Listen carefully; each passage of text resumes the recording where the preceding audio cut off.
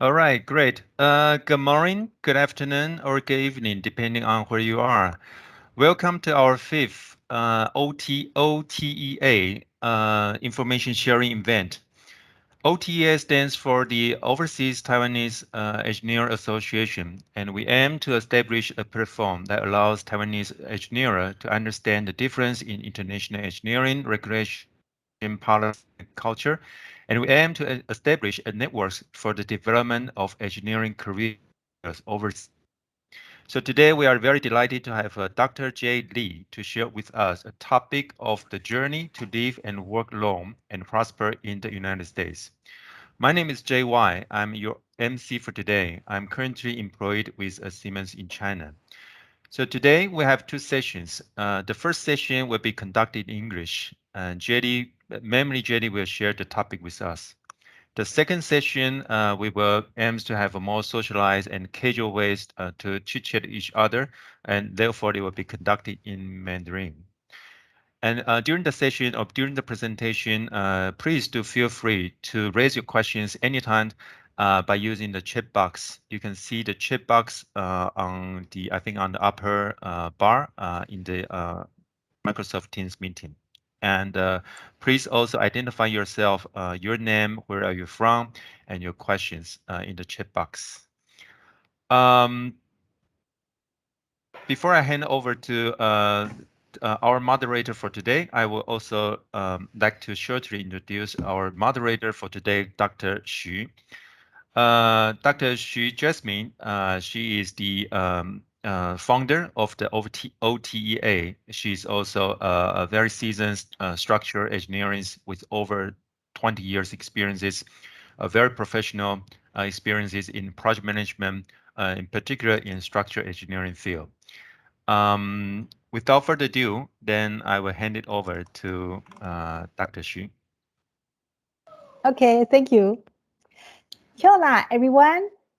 My name is Jasmine Xu. We are supposed to have Dr. Guangyan Liu as today's moderator, but he is not available, so I fill in for him. And before I start up, I would like to introduce our MC, Dr. Junyan Wu, a little bit more. Junyan was my classmate at university and a graduate school. But over the past 25 years, we didn't get in touch. For me, his name is a legend. Let me explain why. After graduating from the Civil Engineering Department of National Taiwan University, he got two more master's degrees. One was Information Technology at Massachusetts Institute of Technology in USA, and the other one was MBA at University of Cambridge in UK. Both of them are world top 10 famous schools, right? But what's more, last year he received his PhD in economics at Kyoto University in Japan. So overall, he got 3 master's degrees and 1 PhD. Both of them are in different areas. That was amazing. And I admit I can top that. And I believe none of my classmates can top that. So that's why I call him a legend. Okay. Besides Taiwan, he has broad work experience in many countries, including Japan, China, Singapore, and the United States. He's currently working for Siemens in China, and he is also a columnist for Future City Online Forum of Tianxia magazine, focusing on the burning global sustainability issues. So hopefully we will have Dr. Junyan Wu as our speaker in the near future, sharing his experience and his worldviews on global sustainable development. And later, Junyan will also join our discussion. So, speaking of which, I would like to talk a little bit about myself.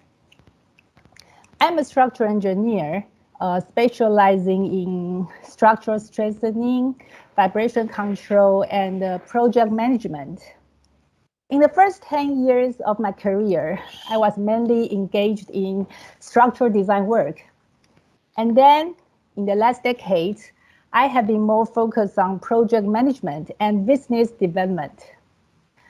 I'm originally from Taiwan. In 2017, I moved to New Zealand to explore my overseas career. Why I choose New Zealand? Because of two reasons. First, I am an epic engineer, and Taiwan and New Zealand have some kind of mutual recognition about engineer qualifications for epic engineers. And second, New Zealand is also a high earthquake risk country where I believe I can make the most of my expertise. So that's about it for my part. And without any further ado, let's get into today's main topics. Today, Dr. Jay Lin will talk about his journey to live, work, and prosper in USA. Dr. Jay Lin received his master's degrees and PhD at the University of Illinois in USA. He's a very talented engineer. But what's more, he's willing to help others. Honestly, I also had the American dream when I was a kid at elementary school. But I think there was nothing to do with politics, economics, American movies, or anything else. I didn't know who on earth has brainwashed a 10-year-old girl so that she has the American dream. But unfortunately, until now, I didn't realize my American dream. Anyway, it's a great honor for me to interview our JDI master, Dr. Jay Lin, about his epic American career adventure. Okay, let's welcome Jay. Hi, Jay, how are you? Hi, Jasmine. Thank you for your introduction. I'm doing fine. Today, I would like to take the opportunity to thank you for your advice on my CV. It helps a lot, and I just got the job offer. You are very welcome. Congratulations. Yeah, I really appreciate your help. Before you get started with your presentation, I will do a quick question. I've heard that you won the U.S. Green Card lottery. Is that true? Yes, definitely. It's that. So actually, I will introduce that there's a common way to come to US. Well, usually people call that the lottery, but then the more formal name is diverse visa. Oh, really? Okay, I see. Well, you are so kind. So I think definitely you deserve it. And I hope you can elaborate on it a little bit more. Yeah. Okay, sure. Okay. Okay, let's not waste any more time. And please go ahead. Let's Okay, welcome Jay. thank you. So, ladies and gentlemen, good morning, good afternoon, and good evening. Um, Today I'm going the topic of today is the journey to well actually live long or work long and prosper in USA. Um, my name is Jay Lin. I'm currently the hydrostructural and tunnel manager in AECOM Oakland office. Um, so you probably think what why is the title? Because I've been a Star Trek fan for a long time. Um, if you have watched the show, that in the beginning of every episode, or even in the beginning of every movie, there is a narrative like space, the final frontier. These are the Voyager of the Starship Enterprise, and then its 5 years mission is to explore strange new world, to seek out new life and new civilization, to boldly go where no one has gone before. Um, and then the most famous uh, gesture is that we call Vulcan salute, that doing by the Spock, like this. And then their salute mean that live long and prosper. So and then if the live long and prosper transfer in Chinese is more like 生生不息,繁荣茂盛. So I feel that very interesting. And then the reason that I highlighted here, like to explore strange new world, is like what we're doing. That we grow up in Taiwan and then we go out to different country to seek out the new world, to learn the new culture, all this. And then in the end, that we have to. I mean, every one of us that we have to boldly go where no actually mankind has gone before, no others have done that before. So that's what I choose this topic. And then next, I'm going to share my career. Uh, I I'm not trying to promote like as that USA is better than anywhere else, but then it just I'm just share it and then try to help you. If you want to come here, then I can help you a lot.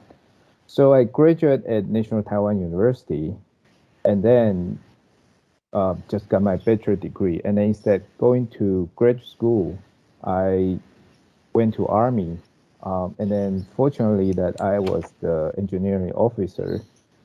So at that time, and then even more blessing that I was be able to get into the construction project. Actually, it's the largest construction project in Taiwan. It's the Hualien Jiasan Air Force Base. I started as the platoon leader, and then which is actually more like a general contractor, the foreman.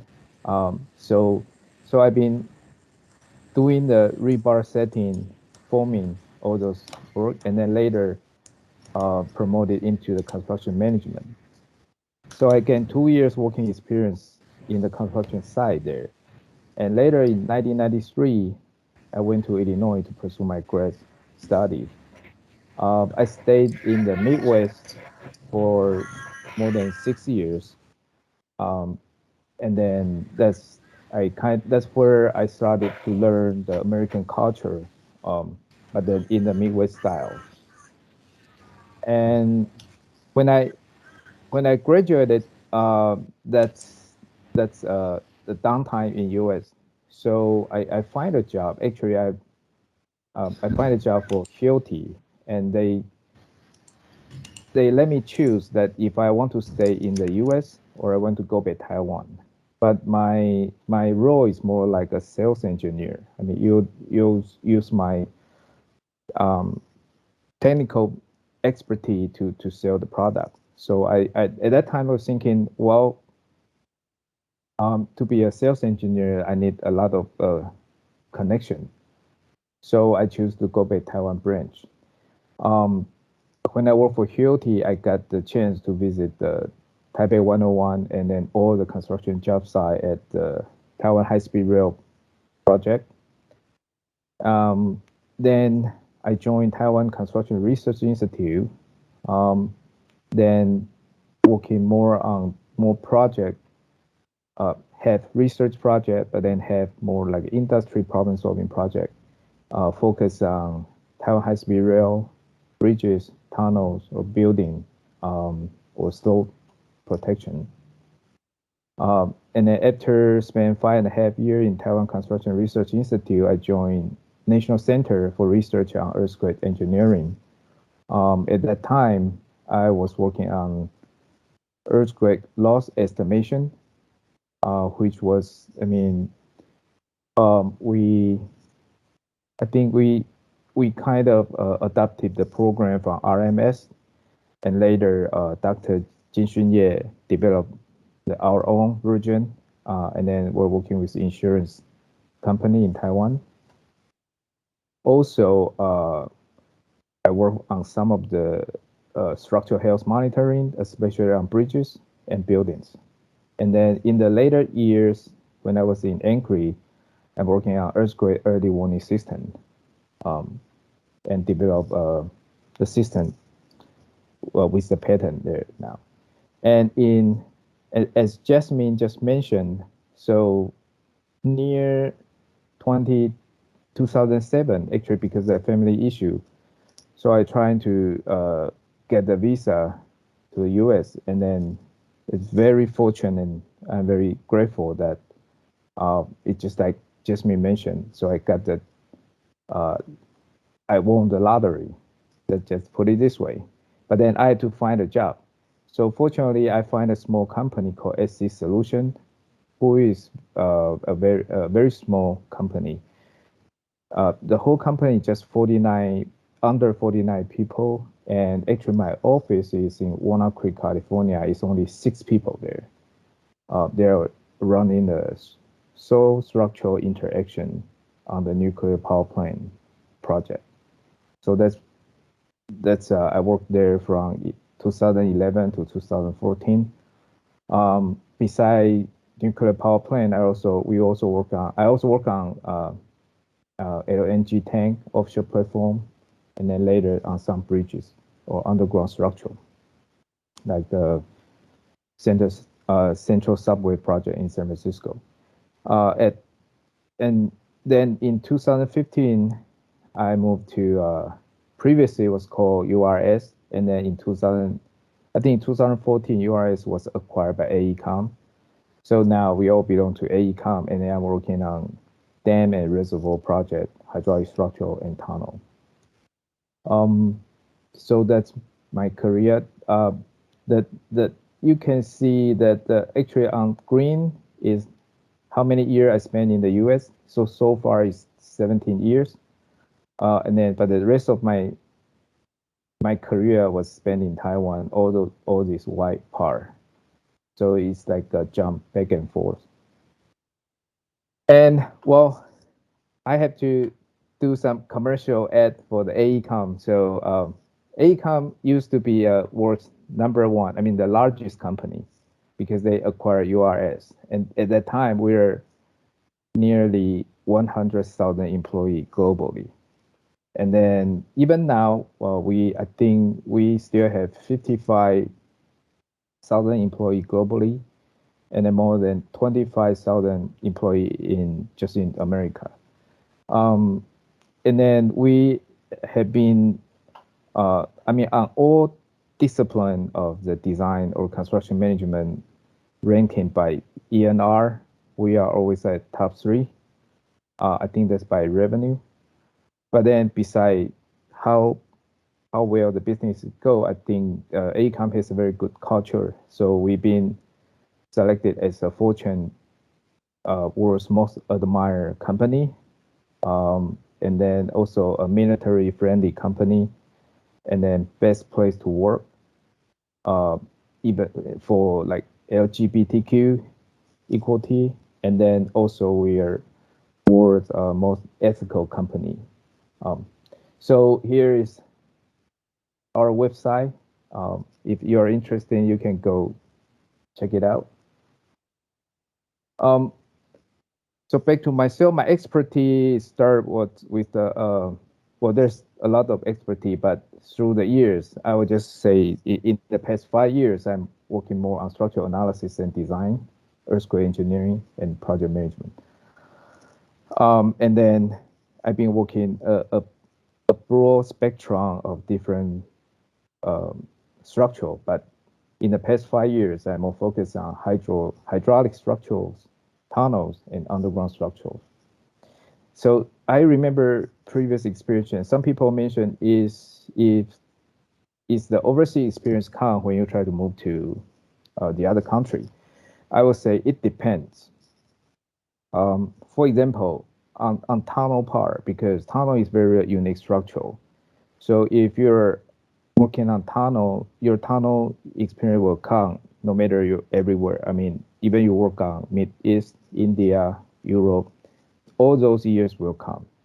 And then, but for other type of structural bridge, well, it depends. If you have 10 years bridge experience, but then you want to move to the other country, and then they will check like how familiar you are with the code, because not, for example, in US, not we follow AASHTO, and then also we follow the state code, but then not all the overseas bridge project is followed by that code. So that really depends. But I will say, well, sometimes they get the years of experience at discount, but sometimes they don't. It's really depend on what's the real project experience in it.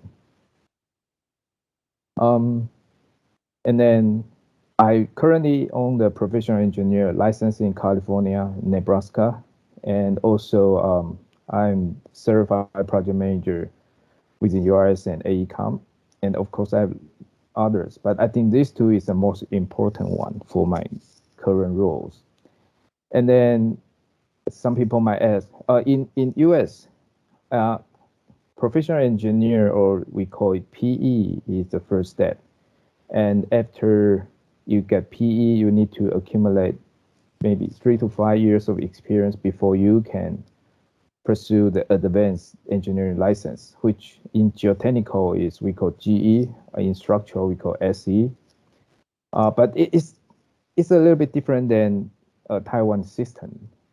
So let me put it this way. I would say 80% of the civil engineer in US, if they're really into the industry, working for a consulting firm, they have to pass this PE exam. And then I think 50% of the PE, if they're a geotechnical engineer, they will pursue for this geotechnical GE license. However, for SE, structural engineer, that's a different story. Um, Only maybe just 10% of the PE they will pursue structural engineer. The reason is, for example, in California, only the high-rise building, school, and the hospital, they will need structural engineer. And then that changed a little bit. So nowadays, some of the bridge design, they will also need SE to stamp for that.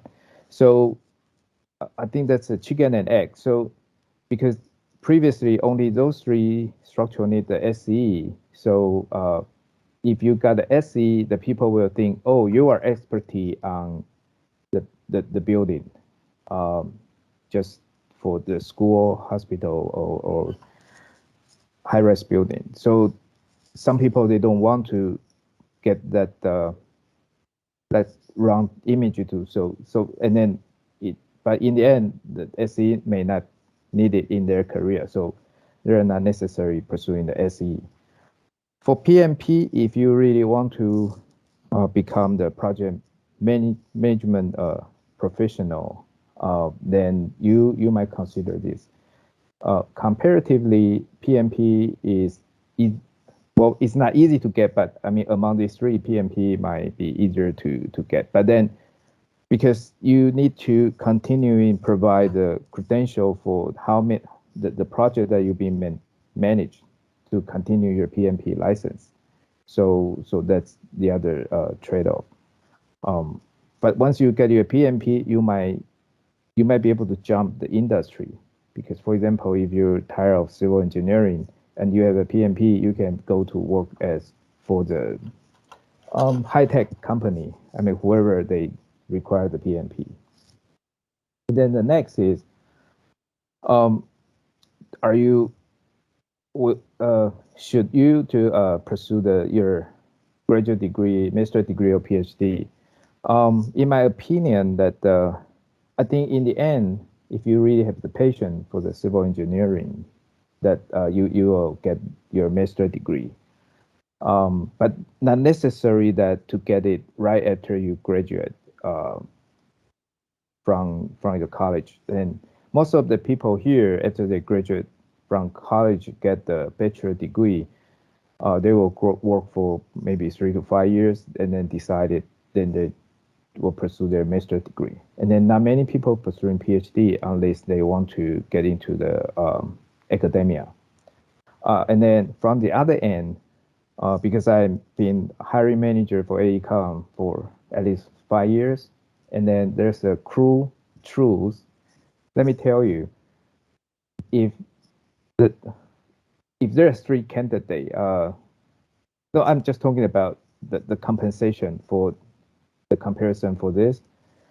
The common rule is that if fresh MS graduate, probably you get 5,000 more than fresh bachelor degree, and fresh PhD, you probably get $5,000 more than fresh master degree.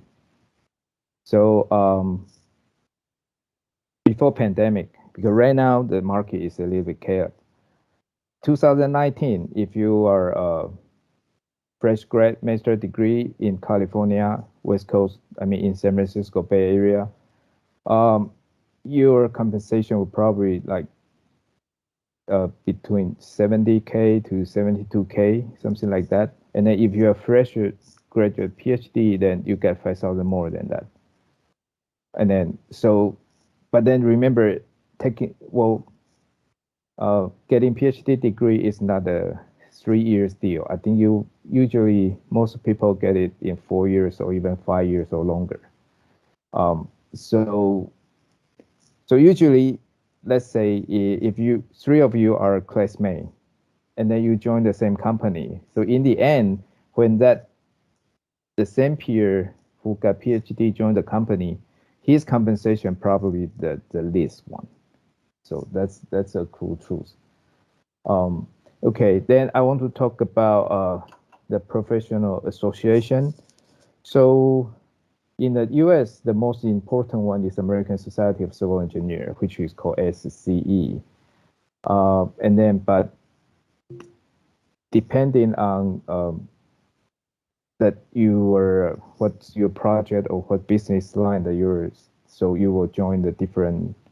For example, if you're working on transportation on the rail project, you will join that type of association.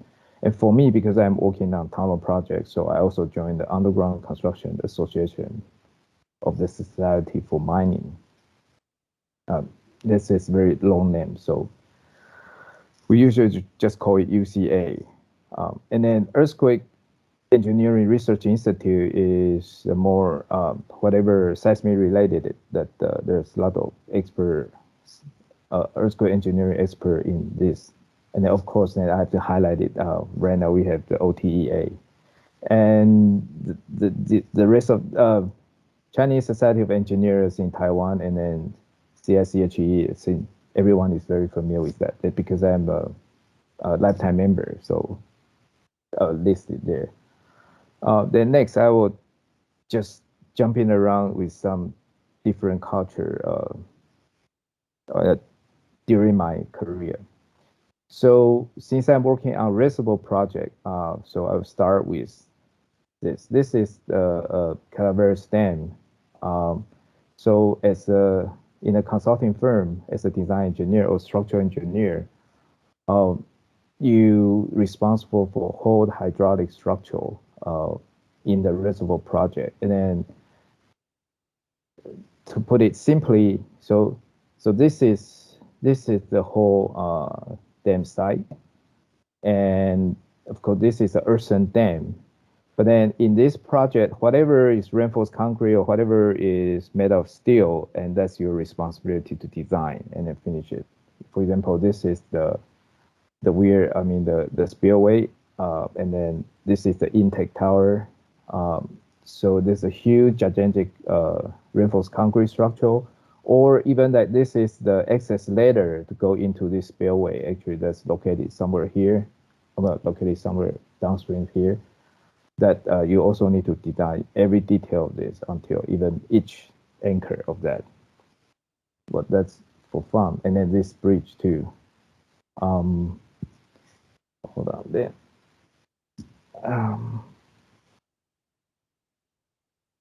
And then this is the a typical USA design project. So we will have a client, and then this is just on the design part. I mean the design team part. So in US consulting firm, we have a project manager, and then we have an engineering manager, and under that you have for different component, we have a test lead on that. For example, we have Dan that were including a geology person. They were taking care of geology, sequencing, borrow, and then we have spillway, that's the reinforced concrete, so that's a structural portion. We have road, so that's more on a civil engineer. Then outlet, pump station, conveyance. Then this is belong to mechanical and hydraulic people, and then That we have some people is working on operation, restoration, or helping the client to get the permit for the project. Um, and then so these are all the different discipline on the project. Um, and and then beside the design team, beside the client, then we also have a technical review board, and we have the regulatory of like a DS Department of Dam Safety or Federal Energy Regulation Committee, which is at is previous working on. And then we also have a professional CAD support. And I want to highlight one thing that I know probably 10 years ago, like we spent a lot of effort on QA QC. So I will even say that's also why the design fee in the US project, I think the percentage is a lot more higher than in Taiwan. Because for every design, we have several layers of the review, and then we do spend time on it. Because I do compare with my friend in Taiwan for consulting firm. So we our fee estimate or our effort on the budget is almost like double of theirs. So that's one thing different in the US. Um, and then of course, this is just on the design team. So when it's go into construction, of course we have a professional construction management team, and then the design team will remain to continue become what we call owner's engineer, which is doing engineering support. And then there's also general contractor and then the client. So now I want to compare some of the difference. So of course that there's a big or small firm. So as I say, the small firm that could be 1 or 2%, as small as 1 or 2%, but as big as 100,000. Um, and then also that will depend on it's employed owned or it's public trading stock company like Jacob, like AECOM. So that um, the culture in there is really different. In a big company, that the task was divided very sophisticated. So, but then so you will need a lot of coordination. But then, for example, I don't need to do CAD myself, but because we have tech CAD drafting personnel to do it. But then you have to communicate to them that to express that what the final design plan, the drawing will be, something like that. But then in a small company, you have to handle, I mean, one engineer have to handle miscellaneous stuff, maybe have to run it from very beginning to the end. So less coordination, but it depends. So I've been working with small or big company, but then, well, so far I my personal, I like to work in a big company more. And then also in the US company, it's more flat. I won't say it, because if you just look at their organization chart, you might don't feel that. I think the reason I say flat is because even though if you look at the organization chart, for example, from me to CEO of AECOM, probably I have 6 more layer about me.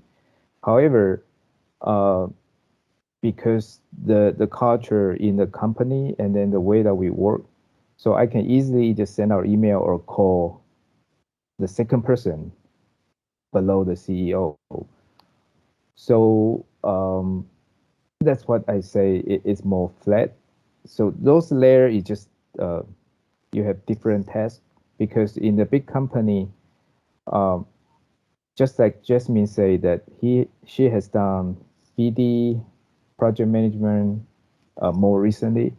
But then in a big firm, of course, a senior project manager they have that several role, but then senior project manager they also need to have a 50%, at least probably 50% of technical work that which usually we call production, or to supervise the junior staff for the technical problem. But then when we are in pursuit, when we call PD, we have several people that really run BD. They're more like a marketing. But then we also have a client account manager. We have a project capture manager. Those are also belong to BD function. And then we have the executive that they are just looking at operation, like they are looking at the number and then they oversee all the project, like that you need to get your invoice out, you need to collect the money, and then so far. So it's really different function. And then so we have to communicate through all different people. That's why I call it the flat organization. And then also in U.S. company, there's a cruel truth that utilization really matter. Usually because in consulting firm, most of the employee we call exam employee, but we still need to make timesheet every day. We have the reason that we need to fill up the time card or we call timesheet is because we need to bill our client. So, um, so for the hours that you can bill your client we call it bill per hour. And then for example, each week we have 40 hours. So the step engineer usually they will be required to reach 95 to 98% of utilization. That means that 40 hours that each week that you will, 38 of your hours had to be billable. And then if you know that, so all the training is counted for overhead, and then all the BD is counted for overhead. And then there's other stuff. So that's a it it so I would say the utilization is also that you know that if so usually the people that they will see that they will start looking for how is do I have work to do in the next 4 weeks or the next 2 months or even next 3 months? Because if your utilization is low, then that means that you might be it there's two ways. One is that we will turn it to part-time employee, and then the next one will be you might be get laid off. And then so layoff is one of the topic I will mention later. So that's the cruel part in working for the U.S. company. And then also in the company, most likely is project oriented. So that means when we so-called manager, we have two roles. One is we call people's manager. One is project manager. In Taiwan's consulting firm, I don't know how much overlap of these two roles. For example, if you are a senior vice president, then you have two groups under you. You probably responsible for getting project in, and then for all the two group that to work. But here is different because as I show you that each project that need all different kind of people, right? So we have we have people that pursue the project, get a project in, but then you distribute it to whoever you think the best step for you, and it's not necessarily belongs to under your group. So that's why we so-called project PM oriented. And for people manager, I was just trying to help my staff. When they're new, I try them to build up their reputation, try to get them work to help, but I will expect them to get their own work probably in 6 months. And then after 6 months, if their utilization is still getting low, I will try to get it up. But then after 1 or 2 years, it depends the company situation. If the people cannot get up the utilization, then I may have to lay the person off. So that's these two is really correlated, and we can discuss that later. And then in the U.S. company, we use a lot of acronym, but I think this is probably true for all the English-based company for the in the English world, because well it just they like to use acronym, and then well, this is hard to explain, but then I might be able to show you later. And but then now this is good. That I think this for you it might look strange. What is freedom to grow? This is our policy after pandemic. So basically, for freedom to grow is that we are because everyone in their career there to grow. So we provide the flexibility for you to we provide the flexible working environment and time for you to work. So I simplified it. Basically, you can choose where you want to work, what time you want to work, and then what environmental you want to work. As long as your client is happy, your supervisor is happy, and your teammate is happy. So sounds easy, right? Well, actually, for me, I feel it's not too hard. So so I've been working from home since March 2020 until now, and I'm looking into to work until at least January 2023. Um, and then I have colleague that he usually comes to office at 4 o'clock in the afternoon and work all the way to midnight and go home.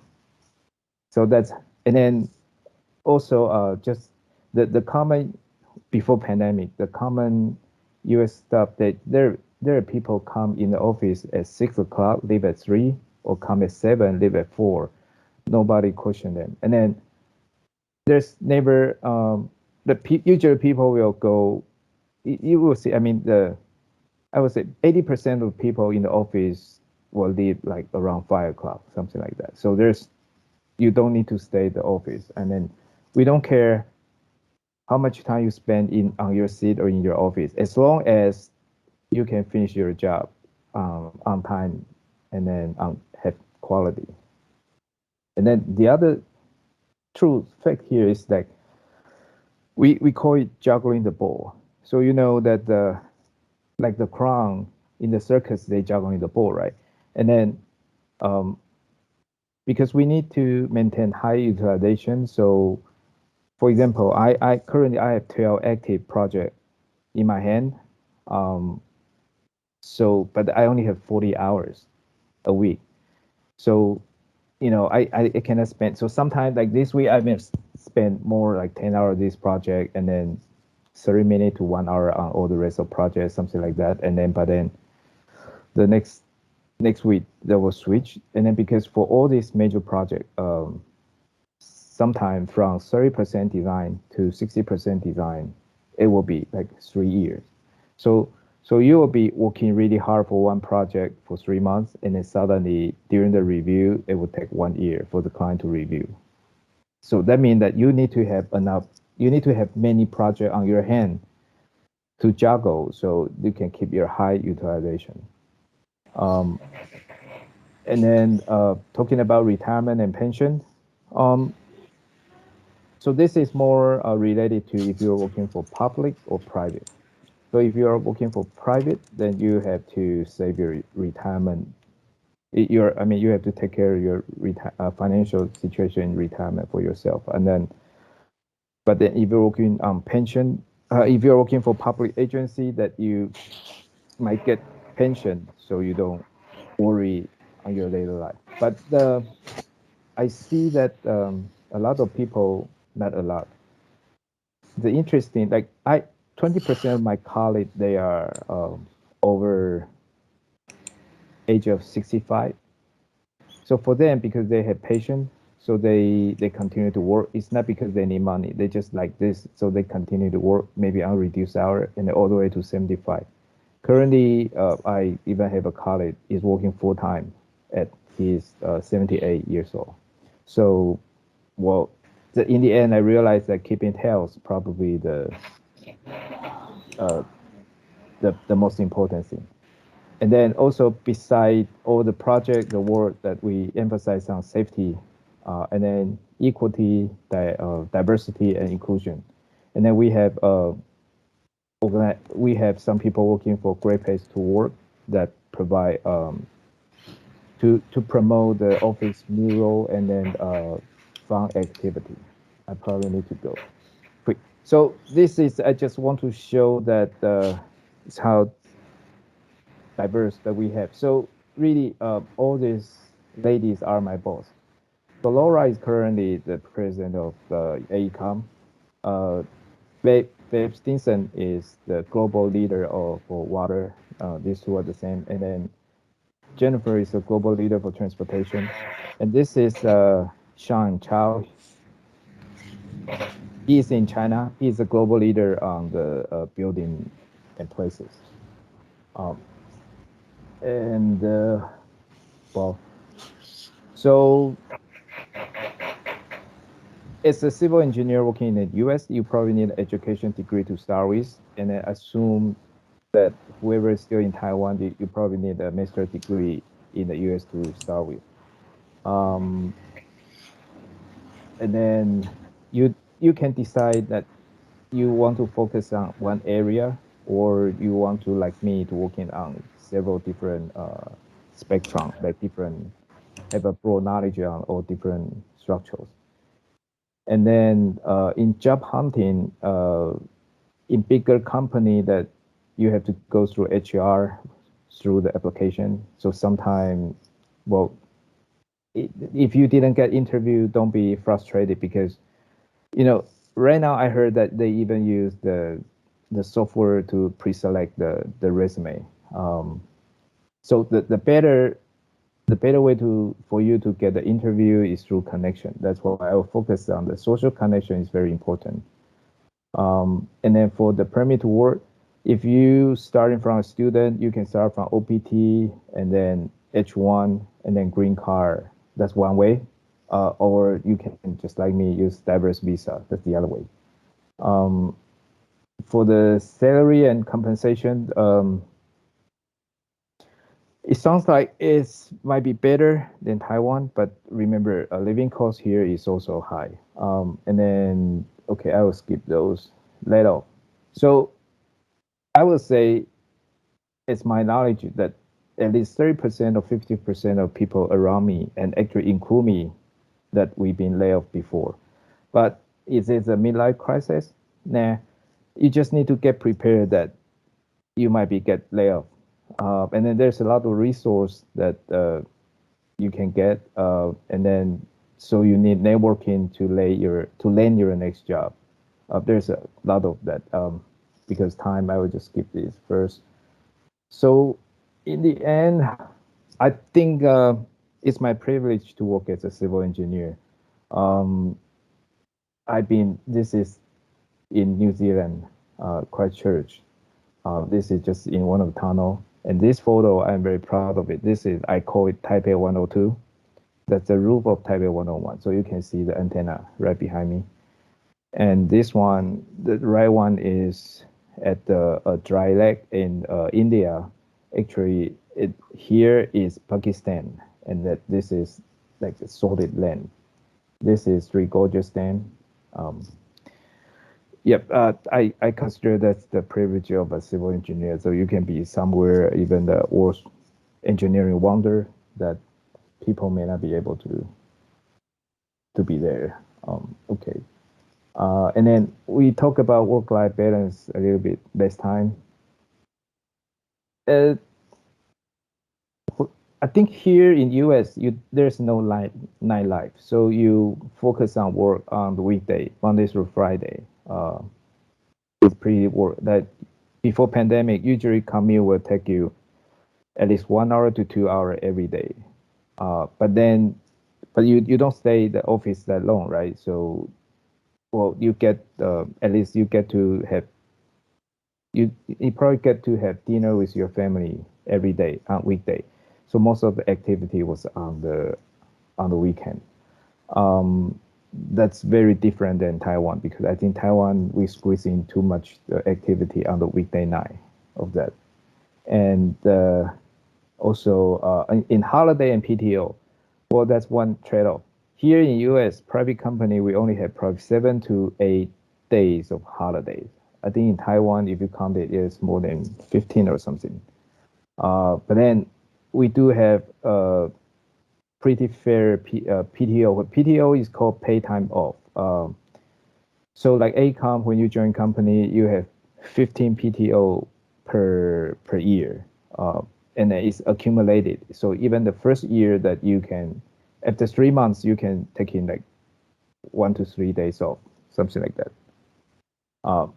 So, so I think all this picture I took myself just during the pandemic last year. Well, we can talk about that more later. So in the end, I think if you want to come, if you're interested in to come to US, that you just get prepared and then have this in your mind that you just boldly go, and then get prepared, especially on language. When I say language, it's not focused on accent. It's more focused on vocabulary and then the grammar, and then the conversation. But then you also have the critical thinking. And then the other thing that beside patient, you need to be team player. When we say team player is, oh, there's another thing that I want to remind the young engineer. You need to take the ownership. This is very important. So even like for example, if there is a technical issue and then I supervise or I tell the young engineer what to do, how to do it, and then the right attitude that he will have to, if he don't agree with me, he will argue with me, and then we two will get into a discussion. In the end, that when he agree with me, that means he take the ownership. That in the end, if something get wrong, he cannot say, "Oh, because you told me do so." No, that's the attitude here. So that's what I mean, ownership. You need to be flexible, open-minded, and then I think because time, I would just move. So everybody is, I mean, so we do outdoor exercise very much, and then do all kind of sports. You better to develop your own hobby, because as I said, to live long and prosper, right? You need to live long enough to be prosper. So health is very important. So that's conclude my presentation. Sorry, it's a little bit long, but then next week is U.S. Thanksgiving. This is Macy's Thanksgiving Day Parade. Is the one thing I really like every year. So I just choose this photo. This is I also in my house. Yeah. Thanks. I would return time to Jasmine. Well, I think maybe I can still hit you with a couple of questions. Yeah. And first, so could you retrospect how you landed your first job in United States? My question is about, is it difficult for Taiwanese engineer to land a job in American offshore? Um, Not really. Well, it depends on how you define difficult. But for me, I looking for a job for one and probably more than 1 years, around 1 years. But then because at that time I don't have any connection, so I didn't get any interview at all. Although I have my U.S. phone number and U.S. address. But the reason I landed a job in U.S. is very interesting because Anchor hosts international conference. Uh, and then so after certain days, I get familiar with all those guests that we invited from US, and then I check their background, and then I know their company is hiring. So I just talk to them, and then because we already established this friendship or networking, so he said that, well, when you are in US, why don't you just come to my company and then let's have an interview. And then so 3 months later, it's Chinese Lunar New Year's. I went to US to visit my parents, and I just stopped by the company, do the interview, and then before I came back, then he gave me offer. Okay, so you are so lucky. Yes, correct. So my next question is, what suggestion would you give to Taiwanese engineer at different stage of the career if they had the American dream? Well, actually, I want to. I think Hector Xu probably also here. Hector came to US a few years ago, and then at that time, so I gave because he has been working in Taiwan and then in Japan, but then he doesn't have any American experience. And that time, I suggest him to, even though he already has master degree, I told him that you might want to get another master degree, but then you don't need to go to those prestigious school like Berkeley or whatever. So in the end, he went to California State, San Luis Obispo, and then so with the minimum effort, and then get his master degree in a year, but then he also get the chance for the OPT, and then because he has that 1 year experience, and then because usually in the school, the career center will help you. So you start interviewing with the company, you attend the career affair, and then you familiar with the U.S. culture, so and then right after school he also get the internship when he studied a master degree. So right after he graduated, then he landed a job there. So I still think this is the quickest way with the minimum effort. So even though you already has a master degree in Taiwan, or you are a licensed engineer in Taiwan, if you want to come US, what just invest something and then get the US master degree. Unless the other thing, unless you also get a diverse visa, but you can do both of these in parallel. Okay, I see. Next, I'll pivot a little bit, and I will also invite Jin Yan to join our discussion. As both of you have work experience in the United States, could you comment on the gap between Taiwan and American in terms of the construction technology? Maybe you could comment on the construction technology or design technology separately. So how about Jun Yan, will you go first? Well, thanks, Jasmine. I'm not sure I'm the right one to comment on this, since my working experience in America is related to the investment banking, not exactly the civil engineering.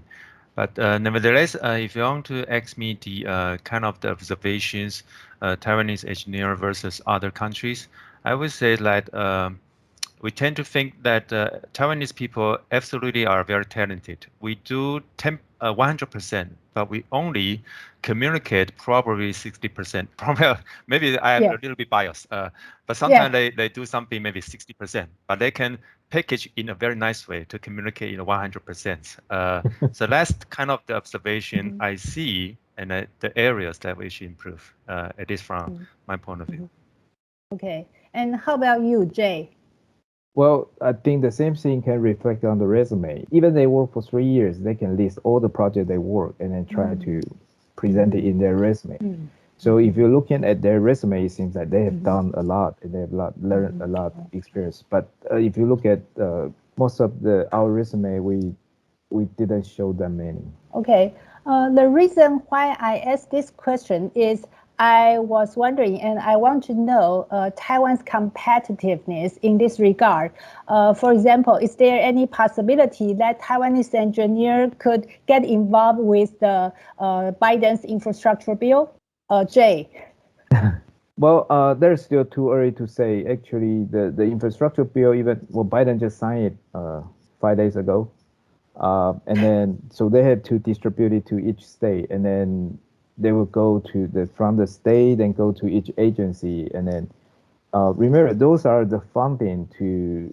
It's not creating new project. They probably the funding to add to the existing project, and so yeah, so it's more like in a global picture. It's a yes, but then it's not that directly. So for Taiwan's. You're talking about individual or consulting firm? I think both of, yeah, but I would like to know if I say maybe, but last time we discussed this question before, right? So this time I use the word Taiwanese engineer. No, of course there's always chance. It depends on how they play the role. But I would just tell you that even one project they get RFP, request for proposal now. Yeah. That the U.S. company probably has been cooking that project for 3 years. So you already, I mean, on this Taiwanese engineer, you're doing the same investment on that. Otherwise, you're really behind. And then plus there's what we call geopolitical portion. And then Taiwanese engineer, unless they have connection, they don't have that leverage. Okay, so what's your opinion, Jingyan? Regards to the infrastructure bill. Yeah, or I'm, Taiwanese I'm competitiveness in construction industry. Well, like I say, I think Taiwanese people are definitely, no doubt, very capable, have very high competence. We are very diligent in working. That I have no doubt.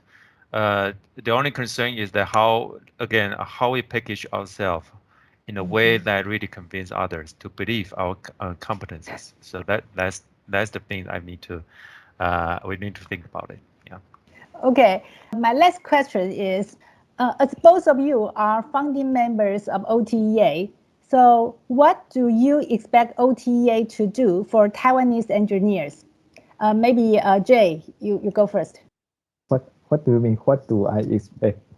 Maybe you have your opinion about OTEA. Maybe you can tell us your picture or your vision about the OTEA. No, actually, I think you have more vision on that. For me, I will just try to help whatever who want to come to this country, and then just share my experience to help them get started their career here. But then that's why I kind of admire you that have this more greater vision that you coordinate each of us then now, so we can help each other.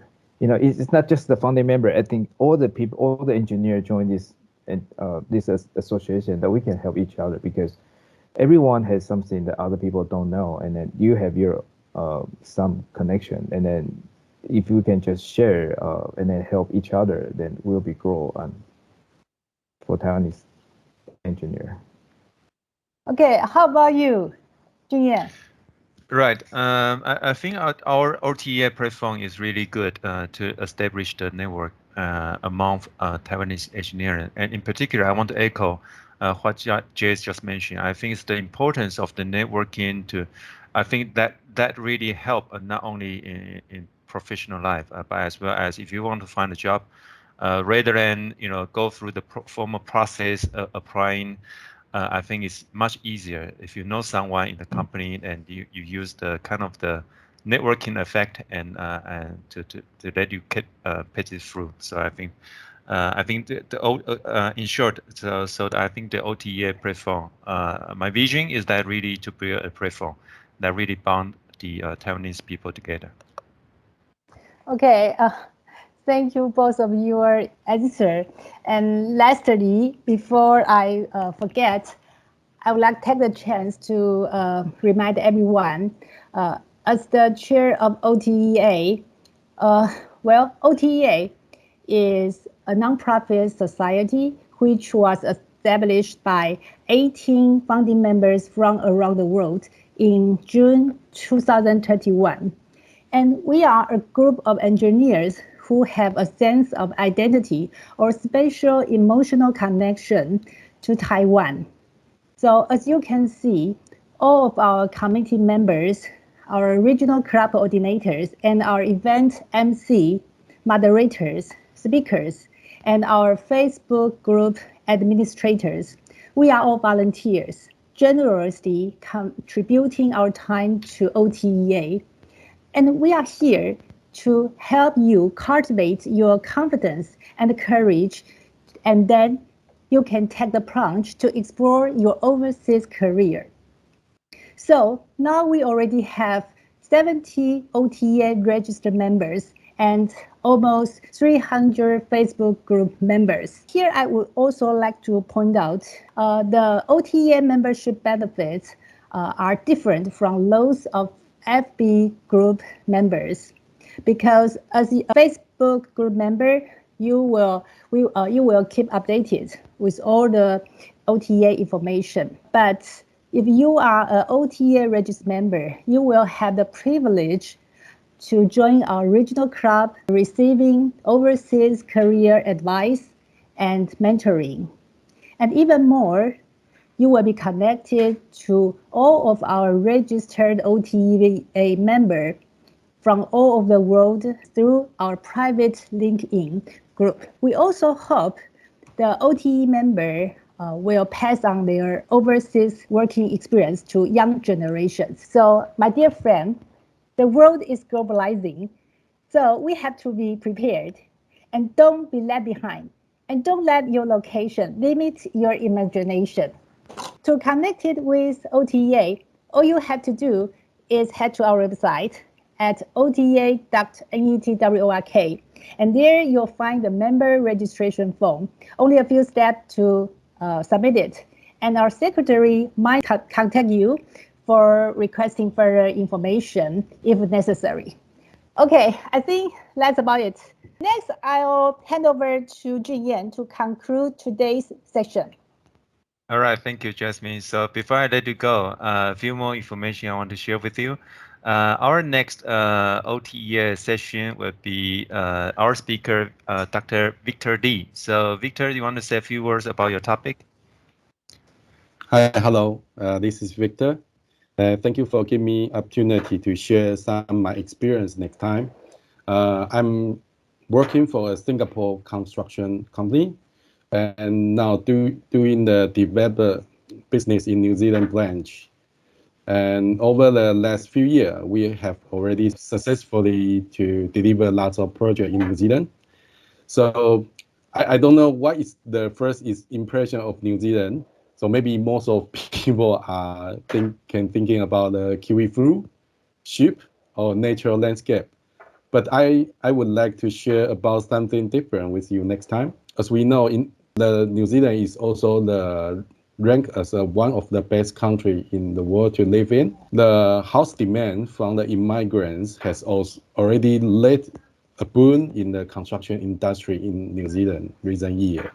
So I will share you some idea about the development and the career opportunity and the lifestyle during my presentation next time. Okay, so looking forward to see you soon. Yeah, that's all my introduction. Thank you. All right, thanks, Victor. So don't miss our next information sharing. Right. There are survey, and if you are requesting our training certificate membership application, I believe Jasmine will post the information in the chat box, or you can find us from the Facebook link. And there are two more members activities, and they are limited to the members only. So New Zealand and Australia Club online networking that will be held on December 5th. Last but not least, we also have in every month, second Sunday, we also have an American Canada Club, and also limited to the members only. So that's all from my side, and thank you very much. And don't forget, we still have a second session followed by this, and we can of course freely to use the Mandarin in our second session. By saying that, I think allows me to conclude our session for today. And thank you very much for your participation. And I'm looking forward to your participation for the next time. Thank you very much.